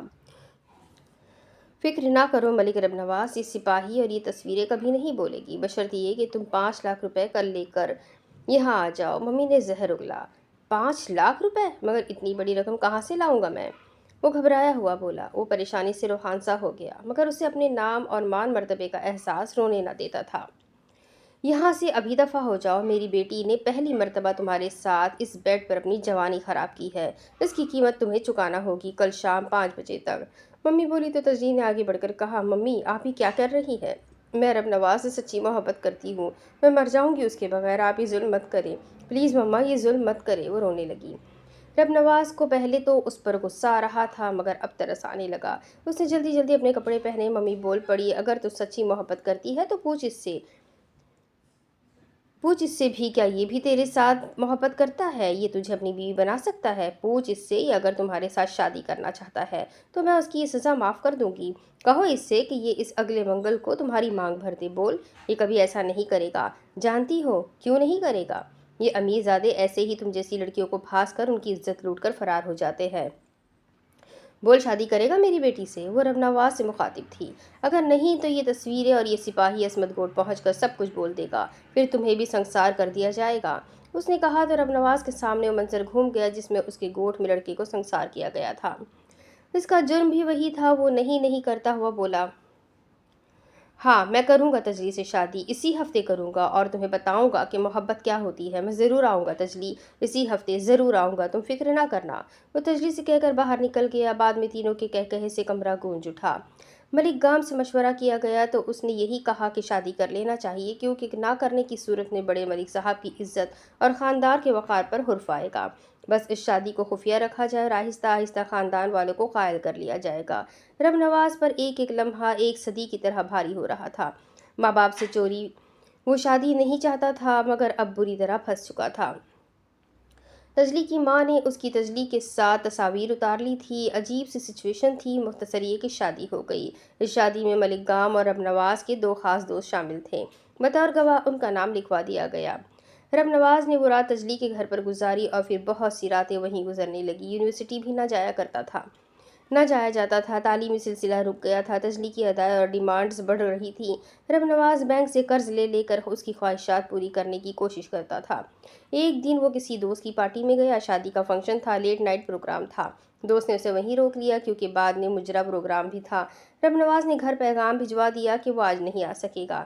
ملک عصمت کو اس کی یہ حرکت ناگوار گزری۔ انہوں نے دنیا دیکھ رکھی تھی تو کچھ سوچ کر خاموش ہو گئے، مگر ان کے دل میں شک کا ایک کانٹا رہ گیا تھا۔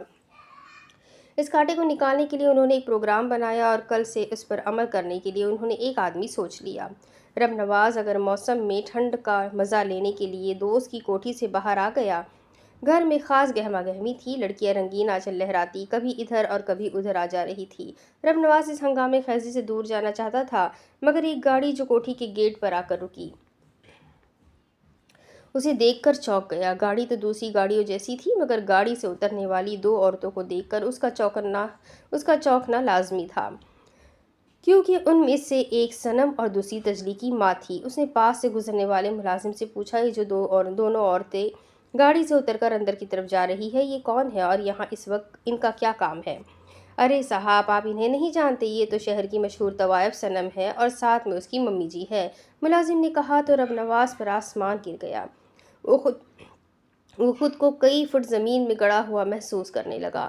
دنیا گھومتی ہوئی لگ رہی تھی۔ ملازم پھر بولا، صاحب آج تو صنم بائی کا مجرا دیکھنے کا مزہ آ جائے گا، آپ جائیے گا نہیں؟ یہ کہہ کر ملازم تو چلا گیا، مگر رب نواز کی دنیا اندھیر ہو چکی تھی۔ وہ باشعور تھا، یہ جان گیا تھا کہ تجلی بھی ایک طوائف ہے۔ اس کے ساتھ شادی اور بلیک میلنگ صرف اس کی دولت ہتھیانے کے لیے سارا ڈرامہ تھا۔ اوہ مائی گاڈ، میرے ماں باپ، میں کیا منہ دکھاؤں گا ان کو؟ ماں جی تو جیتے جی مر جائے گی اور ملک عصمت تو اس کے ٹکڑے کروا دے گا۔ کیا کرے کیا نہ کرے، یہ سوچ رہا تھا کہ ملازم پھر آ گیا۔ اس نے کہا کہ آپ کو صاحب بلا رہے ہیں۔ اندر پروگرام شروع ہو گیا تھا۔ اس نے جا کر دیکھا کہ شراب کے جام چل رہے تھے اور صنم مجرا کر رہی تھی۔ نوٹوں کی بارش میں وہ نہا رہی تھی، جبکہ دور ایک کونے میں بیٹھی ممی پان چبا رہی تھی اور صنم کو دیکھ کر خوش ہو رہی تھی۔ اس کی نظریں تماشبینوں کا طواف کرتی کرتی رب نواز پر ٹک گئی۔ وہ ایک دم تو حیران رہ گئی، مگر پھر وہی چہرہ، وہی تاثرات، اس کا انداز نہ بدلا۔ رب نواز وہاں سے فوراً اٹھا اور سیدھا عصمت گوٹ آیا۔ پریشانی کی حالت میں رات گزاری۔ صبح گام کے ساتھ تجلی کے گھر گیا تو صنم، تجلی اور ممی کہیں جا رہی تھی۔ کیونکہ رب نواز کی گاڑی گیٹ میں داخل ہوئی تو ان کی گاڑی باہر نکل رہی تھی۔ دونوں گاڑیاں آمنے سامنے رک گئی۔ رب نواز اور وہ بھی تینوں گاڑیوں سے باہر نکل آئے۔ رب نواز تیزی سے چلتا ہوا تجلی کے پاس آیا اور ایک زوردار تھپڑ اس کے گال پر رسید کر دیا۔ رب نواز کا ہاتھ بے اختیاری میں اٹھ گیا تھا۔ ممی نے رب نواز کو دھکا دے کر دور ہٹایا اور غصے سے بولی، حرامزادے، اگر تجھے پتہ چل ہی گیا ہے کہ ہم طوائفیں ہیں تو یہ بھی سن لو کہ تجلی کی کوکھ میں تمہارا بچہ بھی پل رہا ہے۔ ایک اور بجلی رب نواز پر گری۔ اس کتے کے پلے کو گرانے کے لیے میں نے اس حرامزادی کو بہت زور لگایا، مگر یہ اب راضی ہوئی ہے جب کچھ نہیں ہو سکتا۔ یہ بچہ رہے گا یا یہ حرامزادی؟ اسے بہت شوق تھا تمہارے بچے کی ماں بننے کا۔ ممی ہر بات پر رب نواز کو کنویں میں گرا رہی تھی۔ رب نواز کی حالت ایسی تھی کہ کاٹا تو بدن میں لہو نہیں، وہ بت بنا کھڑا تھا۔ ممی نے ایک اور ایٹم بم گرایا۔ رب نواز، میری بات کان کی کھڑکیاں کھول کر سن لو۔ اس بچے کو دنیا میں آنے کے لیے بہت سارے روپوں کی ضرورت ہے اور وہ روپے تم لے کر آؤ گے، کیونکہ یہ بچہ تمہارا ہے۔ جاؤ اور یہاں سے دفع ہو کر اپنے بچے کے لیے رقم کا بندوبست کرو۔ اس نے ملازم کو بلایا اور کہا کہ رب نواز کو دھکے دے کر گھر سے باہر نکال دو۔ ملازم آگے بڑھا اور اسے گھسیٹ کر گیٹ سے باہر نکالنا چاہتا تھا کہ گام گاڑی سے باہر نکل آیا۔ اس کے ہاتھ میں ریوالور تھا۔ اس نے ملازم کو کہا کہ رب نواز کو چھوڑ دے، ورنہ تمام گولیاں تمہارے دل میں اتار دوں گا۔ ریوالور دیکھ کر ملازم گھبرا گیا۔ وہ تینوں بھی گھبرا گئی اور اندر کی طرف دوڑی۔ رب نواز گام کے ساتھ چلا آیا۔ گوٹ پہنچ کر وہ بڑا پریشان تھا۔ ملک عصمت نے اسے بلایا اور بجھا ان کے پاس گیا۔ ملک صاحب کسی کام سے گوٹ سے باہر جا رہے تھے۔ انہوں نے تمام رموز رب نواز کو سمجھا دیے اور اپنے بعد گوٹ کی ذمہ داری بھی اسے نبھانی پڑے گی یہ بھی بتا دیا۔ اور ہاں، آج کل تم غائب دماغ رہتے ہو، مجھے واپسی پر کوئی شکایت نہیں سننا۔ نہ جانے وہ کیا کہہ رہے تھے، وہ کون سا وہاں موجود تھا۔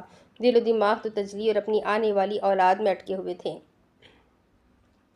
بہت سارا روپیہ چاہیے تھا، اس سے سنہری موقع کوئی نہ تھا۔ وہ تمام باتیں جی چی کر کے سنتا رہا۔ ملک عصمت کے جانے کے بعد اس نے تجوری پر ہاتھ صاف کرنے کا پروگرام بنایا تھا۔ اس سے پہلے کہ وہ تمام دولت اکٹھی کر کے وہاں سے نکلتا، کوئی اس کی جاسوسی کے لیے اس کے تعاقب میں تھا۔ وہ سیدھا ہسپتال پہنچا اور تمام دولت ممی کی جھولی میں ڈالتا ہوا بولا، یہ لو تمام دولت، میں اب کنگال ہو گیا ہوں، اب میرا بچہ مجھے دے دو، میں تمہاری دنیا سے دور چلا جاؤں گا، پلیز ممی پلیز۔ وہ ڈھٹائی سے بولی، ٹھیک ہے، اگر بیٹا ہوا تو تمہیں مل جائے گا، اگر بیٹی ہوئی تو۔ اس سے پہلے کہ ممی کی بات پوری ہوتی تجلی بول پڑی، معاف کرنا بابا، بیٹی تو ہمارے لیے ہارڈ کیش ہوتی ہے۔ تجلی، تم اپنی اولاد کے بارے میں ایسا کہہ رہی ہو؟ ہماری اولاد کے بارے میں؟ لعنت ہے تم پر، لعنت ہے تم پر اور تمہارے دھندے پر۔ رب نواز کا مزاج تلخی ہوا تو ممی بولی، اب بکواس بند کرو، یہ ہسپتال ہے، ابھی کچھ دیر لگے گی، باہر جاؤ۔ وہ دانت بھینچتا ہوا باہر نکل آیا۔ کمرے کے باہر اسے صنم مل گئی جو اسے ہونٹوں پر انگلی رکھ کر خاموش رہنے کا کہہ کر بازو سے پکڑ کر باہر لے گئی۔ وہ اپنی گاڑی میں جا بیٹھے۔ گام پہلے ہی ڈرائیونگ سیٹ پر بیٹھا ہوا تھا۔ صنم نے کچھ کہنا چاہا تو رب نواز بولا، بے فکر ہو کر ہر بات کر سکتی ہو، یہ میرا رازدار ہے۔ وہ گام کی وجہ سے چپ ہو گئی تھی، مگر اب اس نے کہنا شروع کیا، یہ دونوں ماں بیٹی پیدائشی طوائف ہے اور میں ان کے جال میں پھنسنے والی وہ چڑیا ہوں جس کے پر کاٹ کر اسے اپنے ساتھ رہنے کے لیے سدھار لیا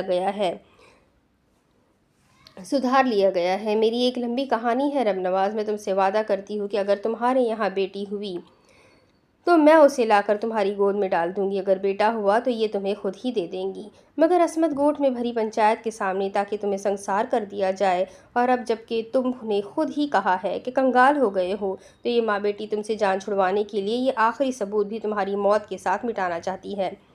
تم ان کے پہلے شکار ہو، ممی کامیاب رہی ہے، وہ اب تجلی کے ذریعے مزید شکار کھیلے گی۔ یہ میں حلفیہ کہتی ہوں کہ تجلی بے شک ایک طوائف ہے، مگر اس کی کوکھ میں تمہاری اولاد ہے، مجھے جانا ہے، دعا کرو کہ بیٹا ہو۔ یہ کہہ کر وہ گاڑی سے نکل گئی۔ رب نواز رونے لگا تھا۔ گام نے کندھے سے پکڑ کر اسے دلاسا دیا تھا۔ کوئی 2-3 گھنٹے اسی طرح گزر گئے تھے۔ رب نواز بے چین ہو کر اندر کی طرف بڑھا تو ممی راستے میں ہی مل گئی۔ وہ اسے دیکھ کر نفرت سے بولی، لعنت ہو تم پر اور تمہاری اولاد پر، بیٹا پیدا ہوا ہے، میں ابھی آتی ہوں۔ یہ کہہ کر وہ باہر نکل گئی۔ جبکہ رب نواز آنسو پوچھتا ہوا کمرے میں داخل ہوا تو تجلی بیڈ پر لیٹی تھی۔ وہ رب نواز کو دیکھ کر بولی، افسوس ہے رب نواز کہ تم بیٹے کے باپ بن گئے اور تم ماں بن گئی۔ تجلی، نہیں رب نواز، طوائف کبھی ماں نہیں بنتی۔ وہ زہریلے انداز میں بولی، بہت جلد تم آپ پھنسے ہو اس جال میں، تمہیں علم نہیں کہ بہت کھوج کے بعد کرا تمہارے نام نکلا تھا۔ اس پورے علاقے میں ایک تمہارا ہی خاندان تو نوابوں کی طرح رہتا ہے۔ ہمارا مقصد کامیاب ہوا رب نواز۔ وہ سریلی آواز میں بول رہی تھی اور رب نواز کو لگ رہا تھا کہ کوئی اس کے کانوں میں سیسا ڈال رہا ہے۔ میرا بچہ کہاں ہے؟ رب نواز نے ادھر ادھر دیکھتے ہوئے کہا تو وہ بے غیرتی سے ہنستی ہوئی بولی، ابھی بتاتی ہوں رب نواز، تم ایک کنگلے ہو، ایک فقیر، طوائف کی یاری اگر فقیر سے ہو جائے تو وہ کہاں سے کھائے گی؟ جیسے وہ مثال نہیں سنی تم نے کہ شیر کتنا بھی بھوکا ہو وہ کبھی گھاس نہیں کھاتا۔ میں اگر فقیر ہوں تجلی تو تم دیکھنا کہ ایک دن تمہارے پاؤں میں بجنے والے گھنگرو اسی فقیر کے کشکول میں گریں گے، میں تب تمہیں بتاؤں گا کہ فقیر کون ہے، میں یا تم۔ وہ قہقہا لگا کر بولی، میرے بھولے بابا، طوائف کے گھنگرو کبھی کسی کنگال کے گھر میں نہیں بجے اور نہ ہی کوئی گھنگرو کبھی کسی فقیر کے کشکول میں گرتا ہے۔ اب دفع ہو جاؤ، نہ میں تمہاری بیوی ہوں اور نہ تم میرے شوہر ہو، گیٹ آؤٹ۔ اور ہاں، تمہارا بچہ تمہارا بھائی ملک شیر علی لے گیا ہے انگنت دولت دے کر۔ اس نے کیا کہا تھا؟ رب نواز کی سمجھ میں کچھ نہیں آ رہا تھا۔ اس کے کان بہرے ہو گئے تھے، وہ سر تاپا لرز گیا تھا۔ وہ جلدی سے باہر کی طرف بھاگا۔ گام اس کی حالت دیکھ کر فوراً گاڑی اس کے پاس لے کر آیا۔ وہ جلدی سے سوار ہوا اور گوٹ چلنے کو کہا۔ رب نواز نے تمام ماجرا گام کو بتایا۔ گام نے بہترا روکا کہ آپ کو گوٹ نہیں جانا چاہیے، مگر رب نواز بضد تھا کہ وہ اس کے بیٹے کو مار دیں گے۔ وہ اپنے بچے کو بچانے کے لیے خود موت کے منہ میں جا رہا تھا۔ گوٹ پر ہو کا عالم تھا۔ تمام گوٹ والے ہاتھوں میں پتھر لیے رب نواز کا انتظار کر رہے تھے۔ جو ہی وہ گوٹ میں داخل ہوا، ملک عصمت نے اسے عدالت میں بلا لیا۔ تمام لوگ اسے دیکھ رہے تھے۔ آج وہاں کھڑے ہو جاؤ جہاں تم کبھی مجرموں کو کھڑا کر کے ان کے مقدر کے فیصلے سنایا کرتے تھے۔ رب نواز چلتا ہوا درمیان میں آ گیا۔ کیا یہ شیر علی جو کہہ رہا ہے سچ ہے؟ بابا جی، رب نواز نے کچھ کہنا چاہا مگر ملک عصمت کی گونجدار آواز نے سب کو ہلا کر رکھ دیا۔ تم کوئی سوال نہیں کرو گے، بس ہاں یا نا میں جواب دو گے۔ کیا یہ سچ ہے؟ ہاں، رب نواز نے اس بات میں سر ہلا دیا۔ یہ بچہ تمہارا ہے؟ پھر پوچھا گیا تو پھر اس بات میں جواب ملنے پر ملک عصمت کی رعبدار آواز گونجی۔ اپنی آخری خواہش بتاؤ رب نواز، اس کے بعد تمہیں سنسار کر دیا جائے گا۔ بڑے ملک صاحب اس لمحہ منصف تھے۔ جلدی بتاؤ، پھر تمہارے باپ نے تمہارے لیے قبر اور کفن دفن کا انتظام بھی کرنا ہے۔ ان کی آواز میں آنسوؤں کی لرزش شامل تھی۔ شیر علی اور حاکم علی بھی ساتھ کھڑے تھے۔ آخری خواہش بتاؤ رب نواز، یہ شیر علی کی آواز تھی جو اس کی جاسوسی کرتا تھا۔ میں ماجی سے ملنا چاہتا ہوں اور پھر اپنے بچے کو گود میں لے کر پیار کرنا چاہتا ہوں۔ رب نواز نے کہا تو ماجی نے یہ کہہ کر انکار کر دیا کہ اس بیٹے نے ہمیں بہت دکھ دیا ہے، یہ کبھی بھی سکھ نہ دیکھے گا، یہ سڑکوں پر بھیک مانگتا رہے گا۔ اس نے ایک ماں کی گود سے اس کا رب نواز چھینا ہے، میں اس سے نہیں ملنا چاہتی۔ تب بچہ رب نواز کی جھولی میں ڈال دیا گیا۔ وہ ایک دن کے بچے کو بے اختیار چومنے لگا۔ وہ مجمع میں ہر کسی کے پاس جاتا اور کہتا کہ دیکھو یہ میرا بچہ ہے، میرا خون ہے۔ وہ ایسا کرتا کرتا مجمع کو چیرتا ہوا بھاگ کھڑا ہوا۔ بچہ اس کی گود میں رو رہا تھا۔ لوگ ہاتھوں میں پتھر پکڑے اس کے پیچھے بھاگ رہے تھے۔ وہ بمشکل پکی سڑک پر پہنچ پایا۔ پھر ایک گاڑی آئی جس میں صنم کسی مرد کے ساتھ سوار تھی۔ رب نواز نے وہ بچہ اس کی گود میں ڈال دیا اور اسے خیال رکھنے کا کہا، اور اس سے پہلے کہ لوگ اس تک پہنچ پاتے وہ گاڑی میں بیٹھ کر اڑن چھو ہو چکے تھے۔ صنم اپنے عاشق حشمت علی کے ساتھ شادی کرنا چاہتی تھی۔ حشمت علی نے بھی اس کا پورا ساتھ دیا تھا۔ دولت جاگیر سب اس کے نام کرتی تھی، مگر صنم نے بچے کی پرورش میں کوئی کسر نہ چھوڑی تھی۔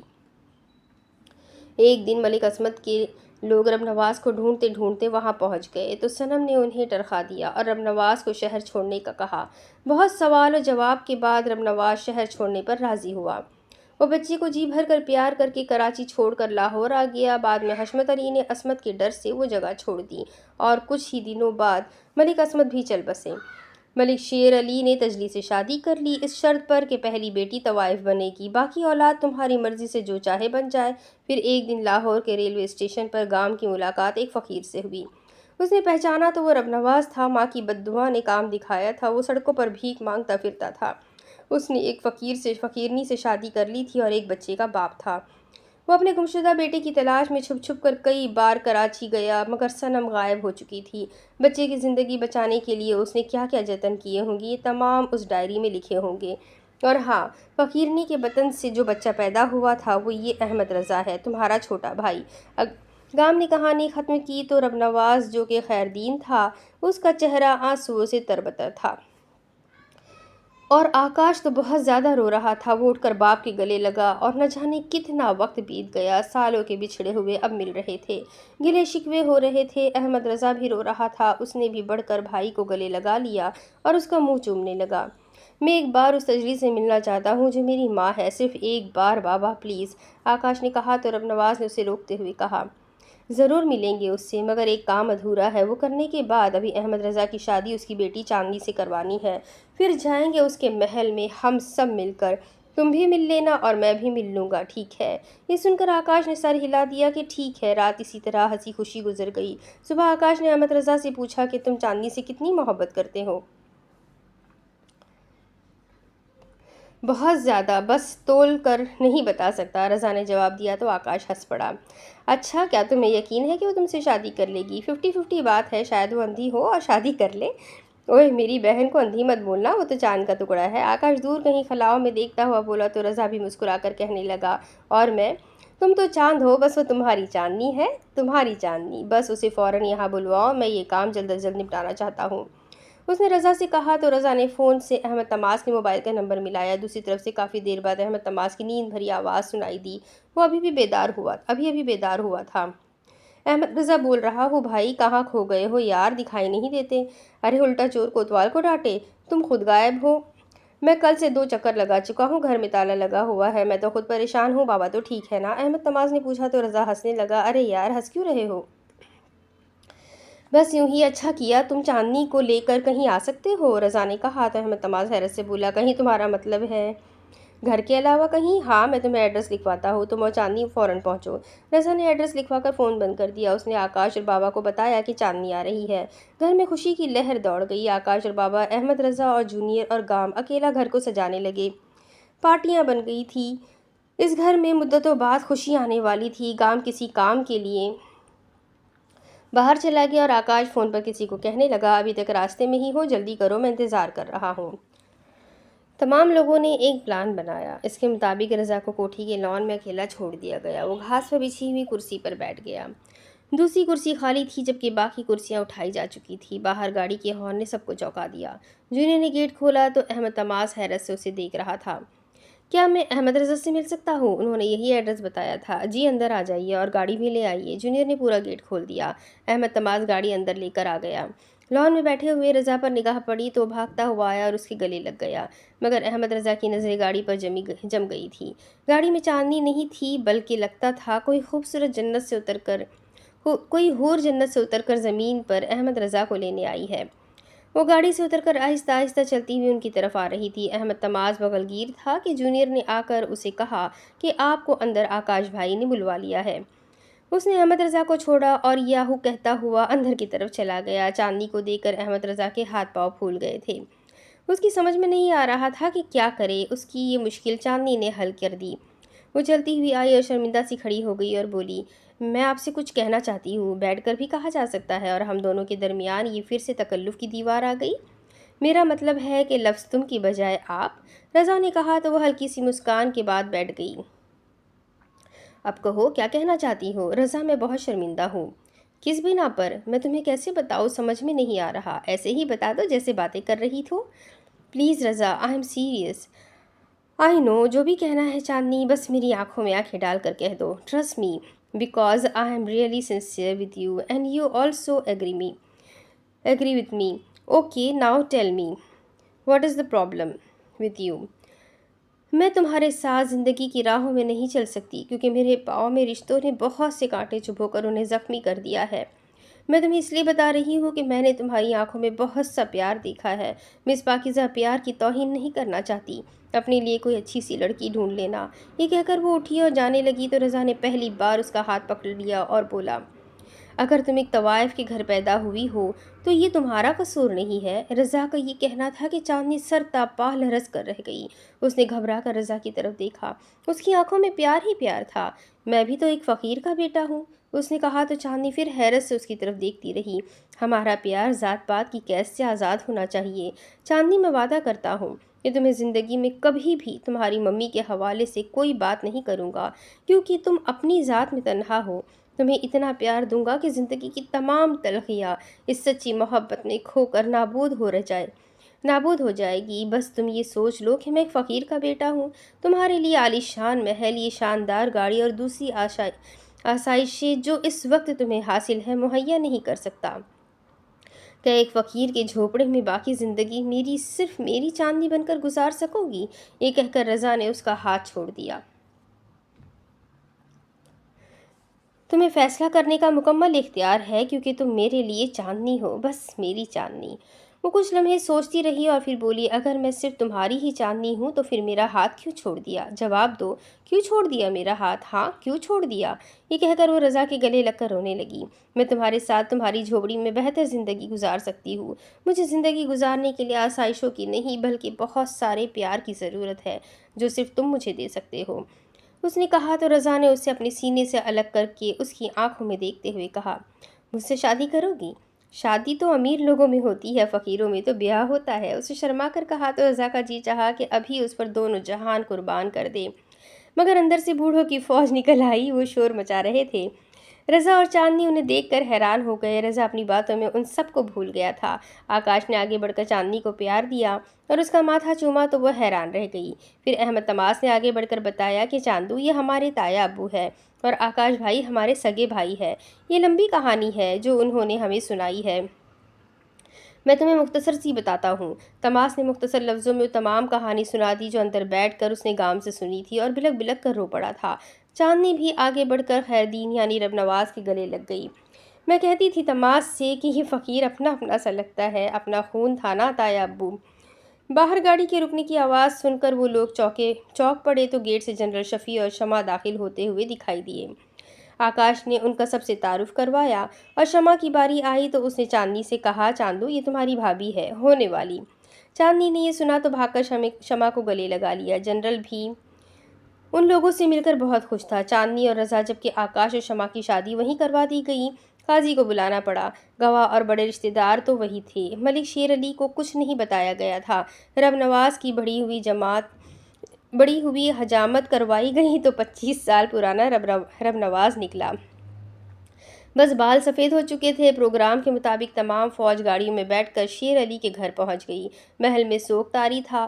تجلی بیگم جو کہ لان میں بیٹھی تھی انہیں دیکھ کر حیران ہو گئی اور شیر علی بھی اندر سے نکلتا ہوا آ رہا تھا۔ رب نواز کو دیکھ کر وہی کھڑا ہو گیا۔ رب نواز پروقار انداز میں چلتا ہوا تجلی کے سامنے جا کر کھڑا ہو گیا تھا۔ پہچانا مجھے تجلی بیگم؟ اس نے کہا تو تجلی بیگم کی آنکھیں مزید پھیل گئیں۔ میں وہی کنگال ہوں جو برسوں پہلے تمہارا خاوند تھا۔ میں نے تمہیں کہا تھا نا تجلی بیگم کہ ایک دن تمہاری پائل کے گھنگرو ٹوٹ کر اس فقیر اور کنگال رب نواز کے کشکول میں ضرور گریں گے، اور آج دیکھ لو تجلی کہ تمہاری بیٹی کو میں نے اپنے اس بیٹے سے بیاہ دیا ہے جو فقیرنی سے پیدا ہوا ہے، اور وہ میرا وہ بیٹا ہے جو میرے پاکیزہ پیار اور سچے رشتے کی نشانی تھا۔ بہت ترسایا ہے تم نے مجھے، بہت تڑپایا ہے تم نے مجھے اس بیٹے کے لیے۔ میں تمہیں سچا پیار دے کر عزت دینا چاہتا تھا، مگر تم ایک نیچ اور گھٹیا عورت تھی۔ عورت تو تم ہو نہیں سکتی، تم ایک طوائف تھی، اور طوائف کے لیے عزت عجیب سا لفظ ہے۔ غور سے دیکھو ہم سب کی طرف تجلی بیگم۔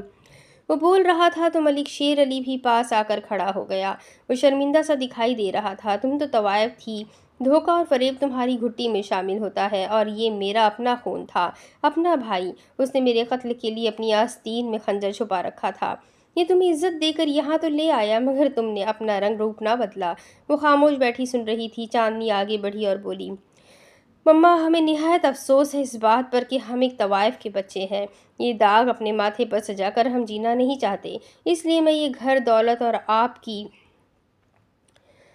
دی ہوئی وہ تمام چیزیں آپ کو واپس کرتی ہوں جن پر ہمارے باپ کی حلال کی کمائی نہیں بلکہ ایک طوائف کے ہجڑوں کے ویلے لگی ہوئی ہے۔ ایک طوائف کے ناچ گانے سے اکٹھی کی گئی کمائی سے بھی کبھی زندگی میں سکون نہیں آتا۔